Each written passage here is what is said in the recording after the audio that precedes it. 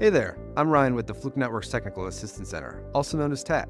One of the more common calls we get is customers having issues with fiber testing. Most of the times, the issues with the fiber connectors are due to end-face debris. As TAC, our first question is, did you clean and inspect your fiber? Most customers respond with yes. Our follow-up question is, well, what did it look like? Their response, that's what I thought. Fiber inspecting and cleaning is an integral part of fiber testing. Without inspection, we're essentially flying blind. Cleaning and inspection isn't a difficult task. It's actually quite simple. Here's cleaning.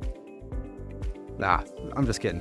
So for fiber inspection and cleaning, we're just gonna need a couple things. We're gonna need fiber, an inspection scope connected to a screen to view, as well as cleaning. Let's go ahead and inspect our fiber. And we're gonna adjust our screen. Ooh, as you can see, it is insanely dirty. Let's take our cleaning supplies, flick the end face a couple times, and re-inspect. Much better. As you can see, cleaning and inspection is quite easy to do. If the dry clean didn't resolve your issue, you'll have to move on to wet cleaning. Please give us a call with any questions, and thanks for watching.